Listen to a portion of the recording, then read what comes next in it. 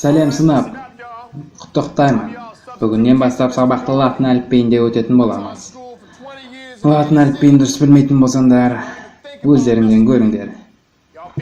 Түсіндіңдер ме? Кім бар кім жоғын тексеріп жіберейік. Аяжгерім. Қайда аяжгерім? Жоқ па бүгін? Иә. Сіз әйгерім дедіңіз келді ме? Солай де. Бұндай болды ғой. Ойнайын дедіңдер ғой мен, е? Менің бір көзім сенде, әйгерім.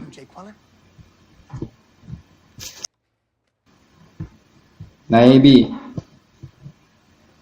Қайда найби? Жоқ па бүгін? Иә. Менің атым Наби. Сен есің дұрыс па, Наби? Наби. Не?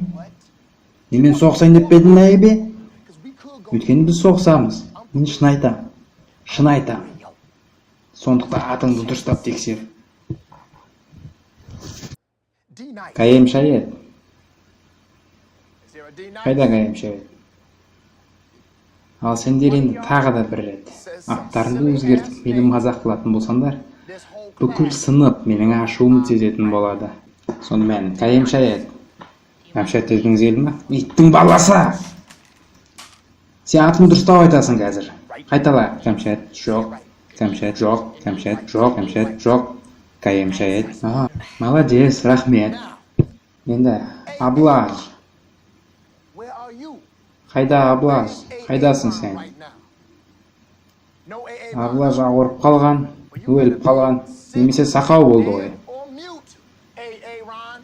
Мұнда сен неге маған бірден жауап бермедің? Мен сен атын төрт рет қайталадым, Аблаж деп. Сен неге маған бірден жауап бермедің, Аблаж? Себебі мен атым Аблай деп оқылады. Иттің баласы! Сен мені ашуыма тиіп біттің, Аблаж.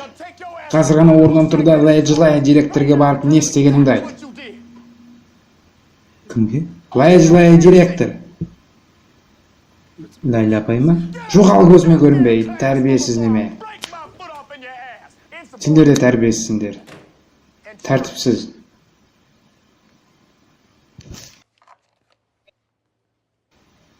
Данижар. Мұнда... Ай, рахмет.